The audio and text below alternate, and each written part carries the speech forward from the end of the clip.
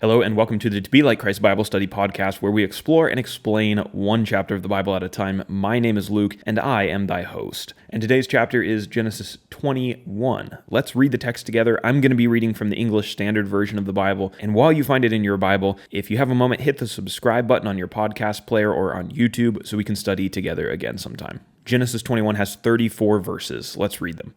The Lord visited Sarah as he had said, and the Lord did to Sarah as he had promised. And Sarah conceived and bore Abraham a son in his old age at the time of which God had spoken to him. Abraham called the name of his son who was born to him, whom Sarah bore him, Isaac. And Abraham circumcised his son Isaac when he was 8 days old, as God had commanded him. Abraham was 100 years old when his son Isaac was born to him, and Sarah said, God has made laughter for me. Everyone who hears will laugh over me. And she said, Who would have said to Abraham that Sarah would nurse children? Yet I have borne him a son in his old age. And the child grew and was weaned, and Abraham made a great feast on the day that Isaac was weaned. But Sarah saw the son of Hagar, the Egyptian, whom she had borne to Abraham, laughing. So she said to Abraham, Cast out this slave woman with her son, for the son of this slave woman shall not be an heir with my son Isaac. And the thing was very displeasing to Abraham on account of his son. But God said to Abraham, Be not displeased because of the boy and because of your slave woman. Whatever Sarah says to you, do as she tells you, for through Isaac shall your offspring be named. And I will make a nation of the son of the slave woman also, because he is your offspring. So Abraham rose early in the morning and took bread and a skin of water and gave it to Hagar, putting it on her shoulder, along with the child, and sent her away. And she departed and wandered in the wilderness of Beersheba. When the water in the skin was gone, she put the child under one of the bushes. Then she went and sat down opposite him a good ways off, about the distance of a bow shot. For she said, Let me not look on the death of the child. And as she sat opposite, she lifted up her voice and wept. And God heard the voice of the boy, and the angel of God called to Hagar from heaven, and said to her, What troubles you, Hagar? Fear not, for God has heard the voice of the boy where he is. Up, lift up the boy, and hold him fast with your hand, for I will make him into a great nation. Then God opened her eyes, and she saw a well of water, and she went and filled the skin with water, and gave the boy a drink. And God was with the boy, and he grew up. He lived in the wilderness and became an expert with the bow. He lived in the wilderness of Paran, and his mother took a wife for him from the land of Egypt. At that time, Abimelech and Phicol, the commander of his army, said to Abraham, God is with you in all that you do. Now therefore swear to me here by God that you will not deal falsely with me, or with my descendants, or with my posterity. But as I have dealt kindly with you, so you will deal with me, and with the land where you have sojourned. And Abraham said, I will swear. When Abraham reproved Abimelech about a well of water that Abimelech's servants had seized, Abimelech said, I do not know who has done this thing. You did not tell me, and I have not heard of it until today. So Abraham took sheep and oxen and gave them to Abimelech, and the two men made a covenant. Abraham set 7 ewe lambs of the flock apart, and Abimelech said to Abraham, What is the meaning of these 7 ewe lambs that you have set apart? And he said, These 7 ewe lambs you will take from my hand, that this may be a witness for me that I dug this well. Therefore that place was called Beersheba, because there both of them swore an oath. So they made a covenant at Beersheba. Then Abimelech and Phicol, the commander of his army, rose up and returned to the land of the Philistines. Abraham planted a tamarisk tree in Beersheba and called there on the name of the Lord, the everlasting God. And Abraham sojourned many days in the land of the Philistines. So that is the text of Genesis chapter 21. Finally, we see a son born to Abraham and Sarah, and this is going to be the son whom God's promises flow through. We'll talk about all of that in a second, but let's first refresh ourselves very briefly on the context of what we talked about before and leading up to Genesis chapter 21. So in chapter 18, you remember God reaffirms his promise to Abraham and to Sarah that he's going to give them a son, even though at this point they're very, very old and past childbearing years. But God says, no, I'm going to make this happen. It's going to happen miraculously, obviously. obviously, with some supernatural help, but it is going to happen. So we've been waiting on that promise to be fulfilled. In the meantime, we've talked about the destruction of the city of Sodom and Gomorrah, and we've talked about Lot and the unfortunate things that happened to his family as he was a resident of Sodom and had to escape before the city was destroyed. He now has two descendants who will grow into the nations of Ammon and Moab. You remember that story at the end of chapter 19. And then in chapter 20, we return to the story of Abraham and Sarah, and they get themselves in a little bit of trouble with Abimelech, the king of Gerar. Remember, they lied to him in the same way that they lied to Pharaoh back in Genesis chapter 12. They tell Abimelech that Sarah is just Abraham's sister. And Abimelech says, great. So he takes Sarah to be his own wife. Well, they weren't exactly honest and forthright with Abimelech, and God is the one who has to reveal this to Abimelech. He tells Abimelech, give Sarah back to Abraham because she's actually his wife, not just his half-sister, and you need to give her back, otherwise there's going to be some serious consequences. So that's what we talked about in chapter 20. Yes, Abimelech does give Sarah back to Abraham, and there's no relationship between Abimelech and Sarah. There's nothing bad that happens there. So Sarah has been returned to Abraham, and now finally we're going to see the fulfillment of God's promise to give Abraham and Sarah a son. So let's pick up here in chapter 21. First, let's lay our foundational information of when these events happened, who our main characters are, and where the events happened.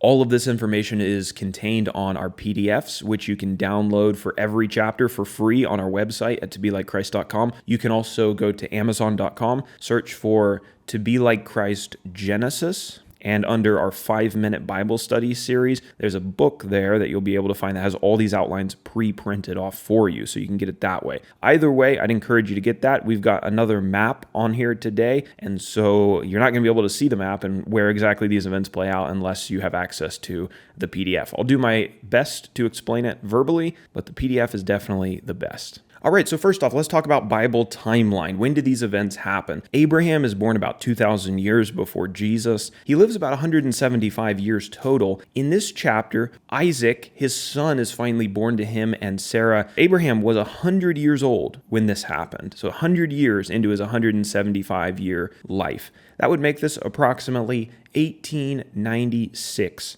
BC.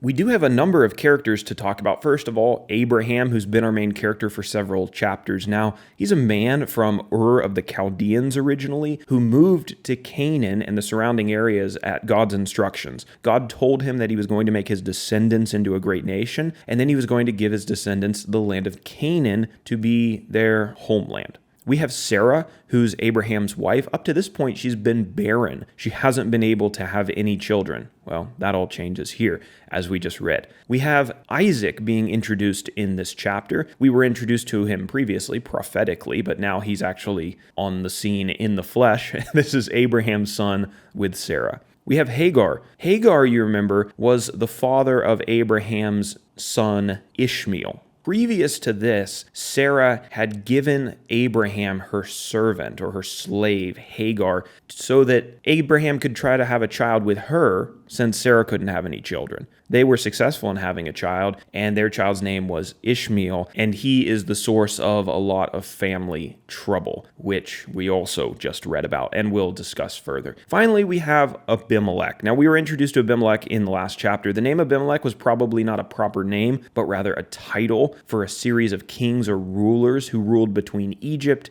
and southern Canaan. And Abimelech was that man who we just discussed, who had this relationship with Sarah, accidentally taking her to be his wife, not realizing that she was Abraham's wife, and God has to correct that situation in the last chapter. So hopefully you've studied the last chapter and you already know all about him. So those are our main characters today, and that leads us into our where section. This is where we have our map. In Genesis 21, Abraham is living in southern Canaan. When Hagar ends up leaving his house because of this dispute with Sarah, she goes and wanders in the wilderness of Beersheba before settling in the wilderness of Paran. And at the end of the chapter, Abraham makes a treaty with Abimelech in a place called Beersheba. Beersheba, we actually have a pretty good idea of where that was located, because this is going to come up several times in the Old Testament. You're going to hear that name somewhat often in our future studies. So I've got a dot on the map for where Beersheba is located. It's located about 20 miles to the southwest of Hebron, where Abraham was previous to this, and about 28 to 30 miles due west of the Dead Sea, or the Salt Sea. So it's on the west side of the Dead Sea. We talk about this land where Hagar settled being the wilderness of Paran, and this seems to be a pretty large location. I don't know if anyone knows the exact borders of it, but this is the wilderness essentially between Canaan and the land of Egypt. Kind of makes sense that Hagar goes in that direction because she is originally from Egypt. So when she leaves Abraham's house, she heads southwest in the direction of Egypt. This now brings us to our outline section. This is our comprehension section. I've got our 34 verses today broken down into 3 distinct sections. The first one is verses 1 through 7. Abraham and Sarah receive the son that God promised to them. So without a lot of fanfare, without a lot of flourish, we're just told very directly that God fulfills his promise. The Lord works miraculously within Sarah, and she becomes pregnant with a son through Abraham. Obviously, this is not a virgin birth like what we see in Jesus, right? But the Lord obviously has to work miraculously, because we're told in a previous chapter that she is past childbearing years. Her body naturally is not going through the processes that would allow this to happen. So God has to step in here and enable her to become pregnant with the help of her husband, Abraham. So God does this, and she conceives a child, and she gives birth to a son when she's 90 years old, and Abraham is 100 years old. This is remarkable because they've now waited decades for the fulfillment of this promise, and here they finally receive the beginning of the promise, the thing that's going to enable the rest of it to happen. If they're going to become a great nation, their descendants are going to become a great people, they're going to have a son first. And so that happens here. But you remember, these promises were given to Abraham 25 years before this, when he departed from Haran and moved south with his family to the Canaan land. It was then that God told him, I'm going to make you into a great nation. I'm going to give these descendants of yours the land of Canaan. I'm going to bless all the nations of the world through your descendants. And Abraham's like, okay, I'm open to that. When's it going to happen? It's not for 25 years that God finally gives him the son that is going to enable him to grow into this great group of people. So he's waited a really long time for this. And again, we see God's timing on display here. I think if God makes any of us a promise, we really hope it comes to pass before 25 years. But Abraham waits on the Lord, not always patiently. He doesn't always display perfect faith in that, but who does display perfect faith over a period of 25 years? Nobody.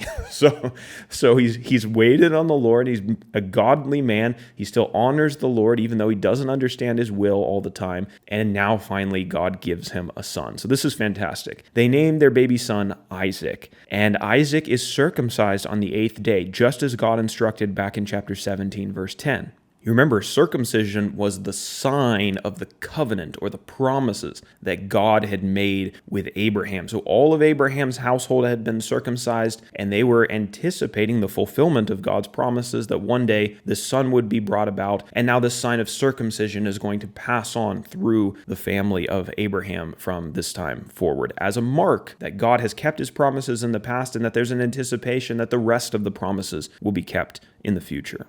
So this is how chapter 21 opens, with this joyous occasion of the birth of Isaac, but things are going to sour very quickly. We talked about in a previous study about how Abraham and Sarah's decision to kind of rush God's plan by having Abraham bear a child with Sarah's servant Hagar, how that was going to have negative consequences. We've already seen some of those negative consequences, but here again, we're going to see more tension and infighting within the family because of that unwise decision to try to fulfill God's plan and promises their own way instead of allowing God to do that. Now, it's not hard to see why there's tension between Sarah and Hagar and Ishmael and Isaac. When Hagar becomes pregnant with Abraham's son, she kind of has a bad attitude towards Sarah, and Sarah in return treats her very negatively. So there's some tension back all 13, 14 years ago when Ishmael is initially born. And now, after Hagar and Ishmael have kind of enjoyed this special elevated place within Abraham's household for these 13 or 14 years, in that Ishmael is the only male heir of Abraham, well, now they're kind of getting chucked off their pedestal because now Sarah finally has a son. And this son is going to replace Ishmael in that elevated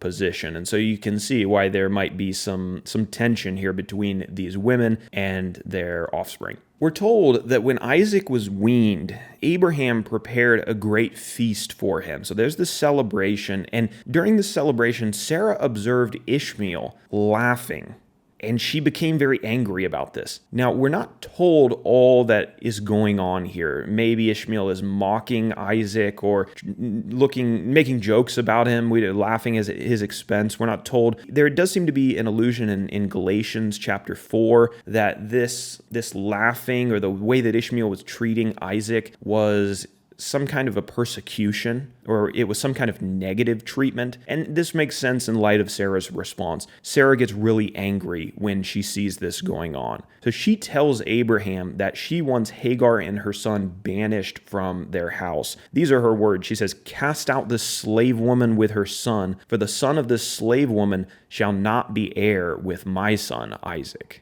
So you see here the tension over the heir. Who is the legitimate son of Abraham? Who is the heir of his household? Sarah wants Ishmael and Hagar completely taken out of the picture. And there may have been some jealousy here. It's not told to us in detail, but we know that Abraham cared about Ishmael, because when God comes to him and tells him that he's going to have a son with Sarah, one of the first things that Abraham mentions is, well, what about Ishmael? Right? It's not that Abraham just doesn't care about Ishmael and he whatever, who cares what happens to him? I'm planning on having another son. No, it does seem that Abraham cares about Ishmael. Sarah, not so much. And so she wants them completely taken out of the picture. She goes to Abraham and she says, get rid of them. Also toss in this tidbit. This is maybe for a little bit more advanced students, but we've talked about how there's going to be 400 years in which Abraham's descendants and Isaac's descendants are persecuted by foreigners. And a lot of that is going to be under the persecution of the Egyptians, who are going to turn Abraham and Isaac's descendants into their slaves. Well, a lot of people mark the beginning of that 400 years of persecution as being around this time, and what they see in Ishmael persecuting Isaac is the beginnings of that Egyptian persecution. Hagar comes from which nation? She comes from Egypt. And so, therefore, Ishmael is part Egyptian. What we're going to see at the end of the chapter is he goes on and takes an Egyptian wife, furthering that tie to Egypt. And so here we see the beginnings of Egypt's persecution on Abraham and Isaac's descendants. But for those who are interested in looking into that more and tying that into the 400-year prophecy, I'll let you do that in your own study and go down that rabbit hole.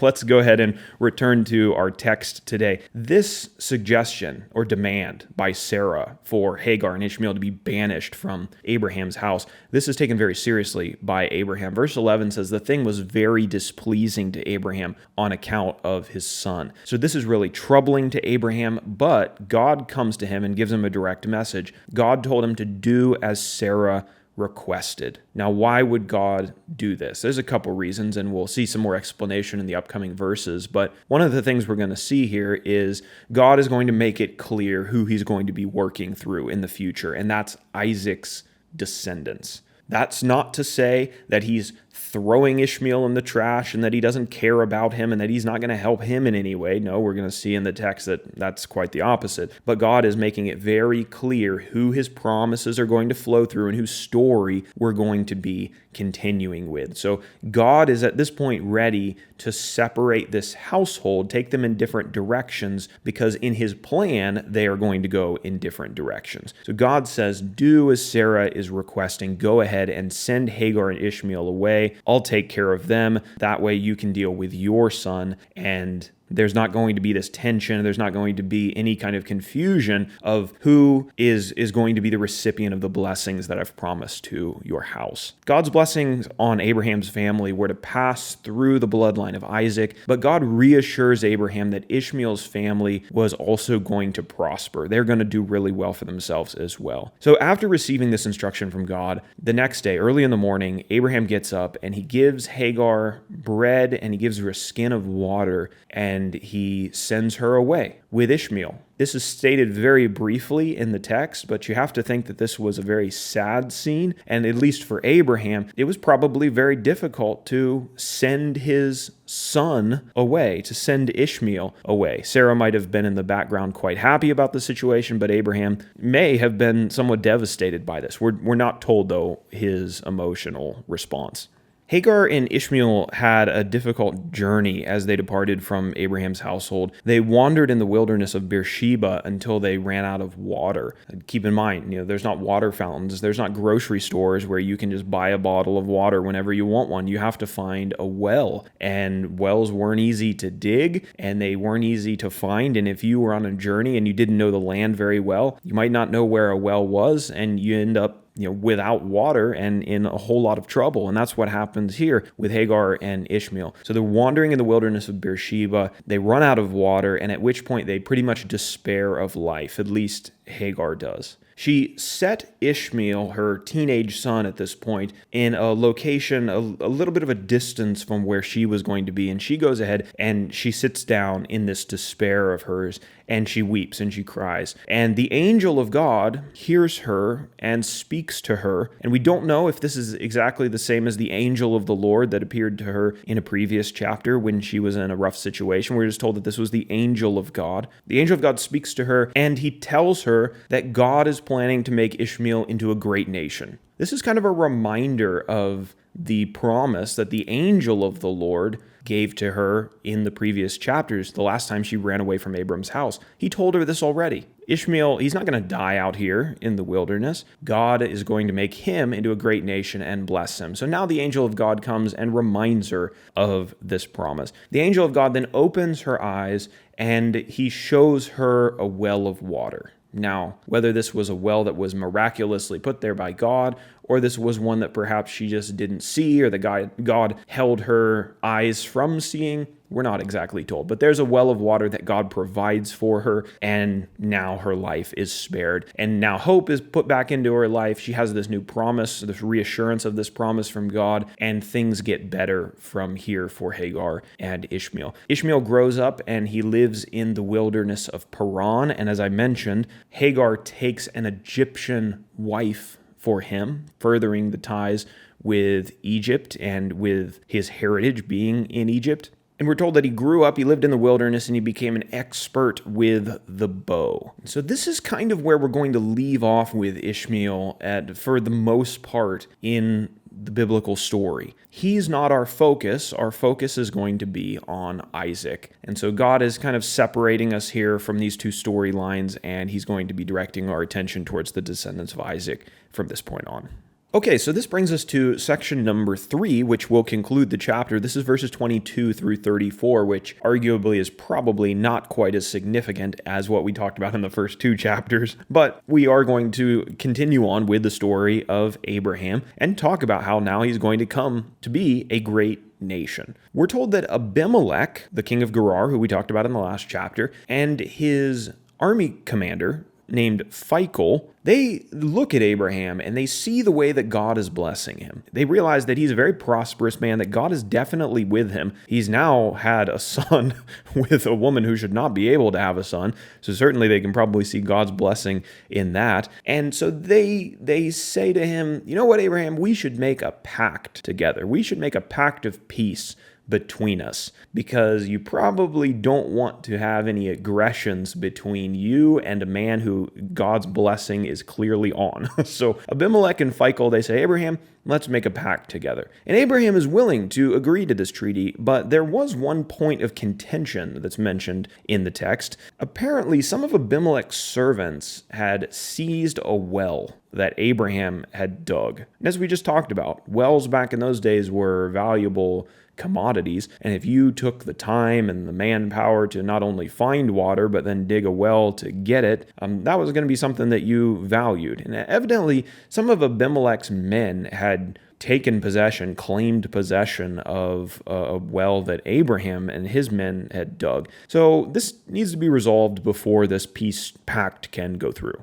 Abraham gave Abimelech 7 ewe lambs as a witness that he had dug the well. So he gives them essentially as a gift that he is telling the truth. And just a note of curiosity here, it's kind of interesting that as a witness that you're telling the truth, you give gifts to the person who you are talking to or making a promise to. We saw this in the last chapter, right, where Abimelech promises, he said, I didn't have any relationship with Sarah. And as a witness to the fact that he didn't, he gives Abraham 1,000 pieces of silver and gifts of animals and servants and things. So as almost proof that he's telling the truth, he gives this gift along with his word. And here again, now we see Abraham saying, I dug this well, it belongs to me, I'm telling the truth. And as a witness to that, I give you gifts. You know, nowadays it's a little bit different. Now, if I give my word about something and somebody questions me and somebody slanders me and said, no, you're a liar, well, I take them to court. And if I win and I prove to have been telling the truth, then they have to give me gifts. They have to give me money, right, for the damage that they did to my good name. But it's a little bit different back here in the ancient world, I guess. So Abraham gives Abimelech these 7 lambs as a witness that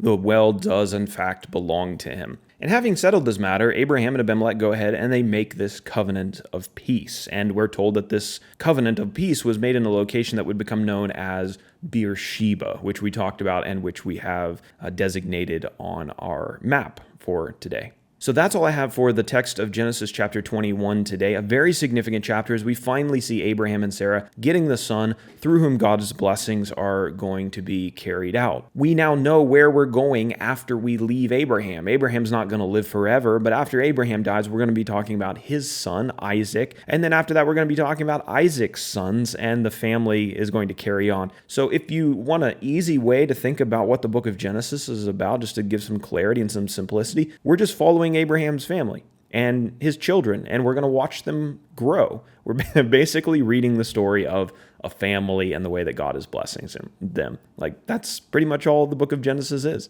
But as this is one of the last chapters that will feature Hagar and Ishmael, let's talk about her and Ishmael a little bit more for our application as we close out and as we leave their story behind us. The application for today is this: God doesn't overlook people who the world often considers to be insignificant. Hagar was a slave. Many people wouldn't have cared what happened to her after she was put out of her master's house, especially now that we find out that we've got this new, shiny, fancy figure to follow who is Isaac. Who cares what happens to Hagar? Who cares what happens to Ishmael? Like, get them out of the picture. We're interested in Isaac. And even though God's blessings were going to flow through Isaac, God still cared for Ishmael. And the text says that the Lord was with Ishmael even following these events as Ishmael grew and became a man.